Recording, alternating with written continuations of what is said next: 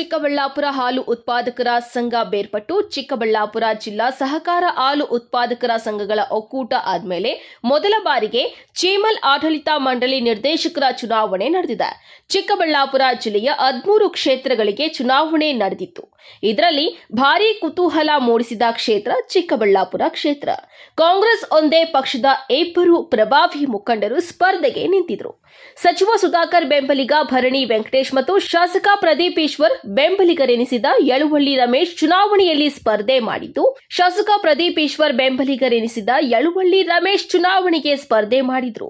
ಇನ್ನು ಇಬ್ಬರ ಮುಸುಕಿನ ಗುದ್ದಾಟದ ನಡುವೆ ಎನ್ಡಿಎ ಅಭ್ಯರ್ಥಿಯನ್ನ ಕಣಕ್ಕೆ ಇಳಿಸದೆ ಬಿಜೆಪಿ ಪರೋಕ್ಷವಾಗಿ ಭರಣಿ ವೆಂಕಟೇಶ್ಗೆ ಸಹಕಾರ ನೀಡಲಾಗಿದೆ ಎಂದು ಕೇಳಿಬರುತ್ತಿದೆ. ಬಿಜೆಪಿ ಕಾಂಗ್ರೆಸ್ ಬೆಂಬಲ ಪಡೆದಿದ್ದ ಭರಣಿ ವೆಂಕಟೇಶ್ ಚೀಮಲ್ ಚುನಾವಣೆಯಲ್ಲಿ 84 ಮತಗಳಲ್ಲಿ 24 ಮತಗಳ ಅಂತರದಿಂದ ಯಳುವಳ್ಳಿ ರಮೇಶ್ ವಿರುದ್ಧ ಭರ್ಜರಿ ಜಯ ಗಳಿಸಿದ್ದು, ಯಳುವಳ್ಳಿ ರಮೇಶ್ ಬೆಂಬಲಿಗರಿಗೆ ಭಾರೀ ಮುಖಭಂಗವಾದಂತಾಗಿದೆ.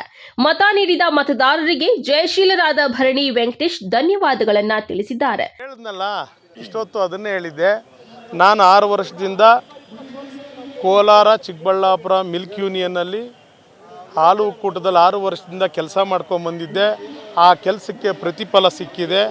ಅಷ್ಟು ಬಿಟ್ಟರೆ ಬೇರೆ ಇನ್ನೇನೂ ಇಲ್ಲ. ಯಾರ್ಯಾರೋ ನನ್ನ ಬಗ್ಗೆ ಅಪಪ್ರಚಾರ ಮಾಡಿದರು.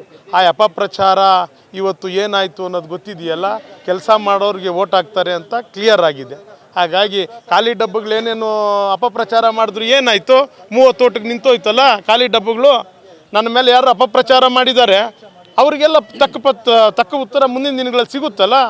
20-25 ವರ್ಷದಿಂದ ತಲೆ ಮೇಲೆ ಎತ್ಕೊಂಡು ಓಡಾಡಿದವರು ನನ್ನ ಬೆನ್ನಿಗೆ ಚೂರಿ ಹಾಕಕ್ಕೆ ನೋಡಿದ್ರು. ಭಗವಂತ ನನ್ನ ಮತದಾರ ಪ್ರಭುಗಳು ಮತ್ತು ಎಲ್ಲ ಸ್ನೇಹಿತರುಗಳು ಮತ್ತು ಕೆ ಪಿ ಬಚ್ಚೇಗೌಡರು ಮತ್ತು ನಮ್ಮ ಮುಖ್ಯವಾಗಿ ಉಸ್ತುವಾರಿ ಮಂತ್ರಿಗಳಾದಂಥ MC ಸುಧಾಕರ್ ಸಾಹೇಬರು ಮತ್ತು ನಮ್ಮ ನುಗ್ತಳ್ಳಿ ರವಿಯವರು, ರಾಜೇಶ್ ಅವರು, ಎಲ್ಲ ನನ್ನ ಸ್ನೇಹಿತರುಗಳು, ಎಲ್ಲ ಆ ಪಕ್ಷದ ನನ್ನ ಸ್ನೇಹಿತರು, ಕಾಂಗ್ರೆಸ್ ಪಕ್ಷದ ಮುಖಂಡರುಗಳು ಕೂಡ ನನಗೆ ಸಹಾಯ ಮಾಡಿದ್ದಾರೆ. ಯಾರೋ ಕಾಂಗ್ರೆಸ್ ಪಕ್ಷದಲ್ಲಿ ಒಂದಷ್ಟು ಜನ ನನ್ನ ಬೆನ್ನಿಗೆ ಚೂರಿ ಹಾಕೋ ಕೆಲಸ ಮಾಡಿದ್ದಾರೆ ಹೊರತು ಬೇರೆ ಇನ್ಯಾರೂ ನನಗೆ ಅಂಥ ಕೆಲಸ ಮಾಡಿಲ್ಲ. ಮತದಾರ ಪ್ರಭುಗಳು ನನಗೆ ಕೈ ಹಿಡಿದಿದ್ದಾರೆ. ಸರ್, ಅದನ್ನು ಅವ್ರ ಪಕ್ಷದಲ್ಲಿ ಕ್ಯಾಂಡಿಡೇಟ್ ಇಲ್ಲ ಅಂದಾಗ ಅದು ಸಹಜ. ನಾನು ಓಟ್ ಕೇಳೋದು ಸಹಜ, ಅವ್ರು ಆ ಓಟ್ ಹಾಕೋದು ನಿಜ ಅಲ್ವಾ? ಅವರಲ್ಲಿ ಕ್ಯಾಂಡಿಡೇಟ್ ಇಲ್ಲ ಅಂದರೆ ಏನು ಮಾಡ್ತಾರೆ?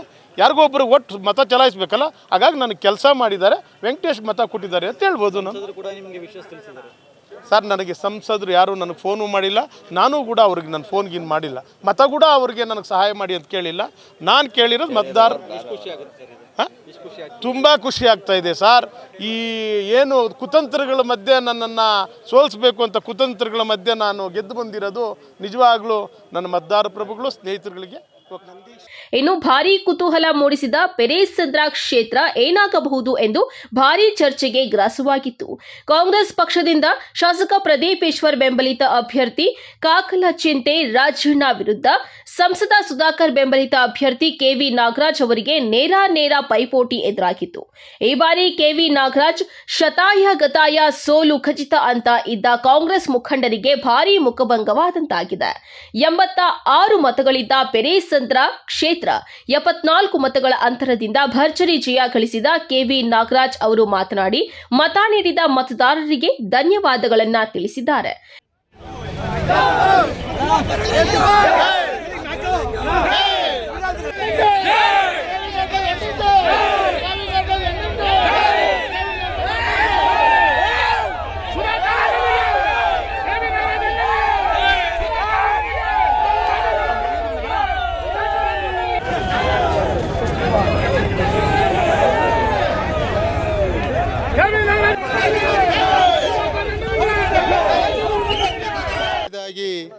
ಚಿಕ್ಕಬಳ್ಳಾಪುರ ತಾಲೂಕಿನ ಪೆರೇಸಂದ್ರ ಕ್ಷೇತ್ರದಿಂದ ಏನು ನಡೆದಂಥ ಇವತ್ತು ಈ ಚುನಾವಣೆಯಲ್ಲಿ ನಾನು KV ನಾಗರಾಜ್ ನಾನು ಬಹುಶಃ ಅತ್ಯಂತ ಹೆಚ್ಚಿನ ಬಹುಮತದಿಂದ ನಾನು ಗೆಲುವನ್ನು ಸಾಧಿಸಿದ್ದೇನೆ.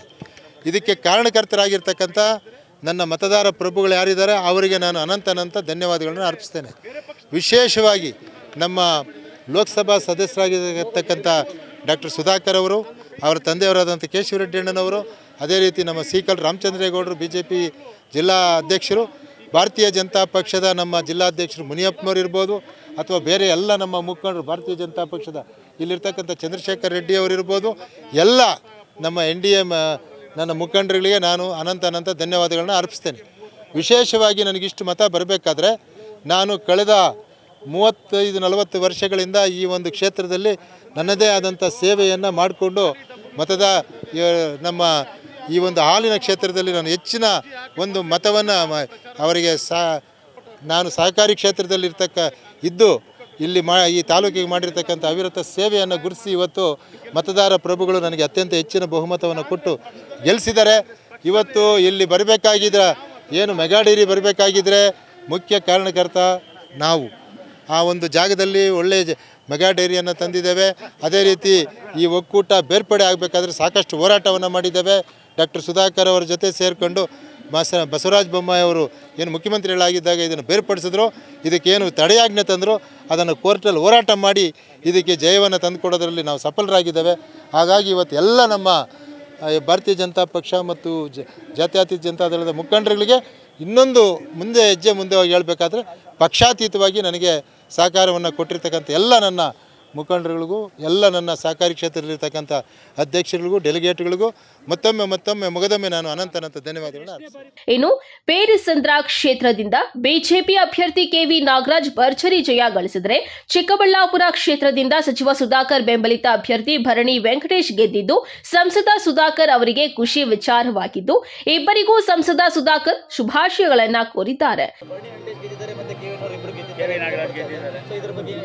ಗೆದ್ದಿರ್ತಕ್ಕಂಥ ಇಬ್ಬರಿಗೂ ನನ್ನ ಅಭಿನಂದನೆಗಳು. ರೈತರ ಕೆಲಸ, ರೈತರ ಸಮಸ್ಯೆಗಳಿಗೆ ಸ್ಪಂದಿಸಿ ಆತ್ಮ ಸಾಕ್ಷಿಯಾಗಿ ನೀವು ನಡ್ಕೊಳ್ಬೇಕು.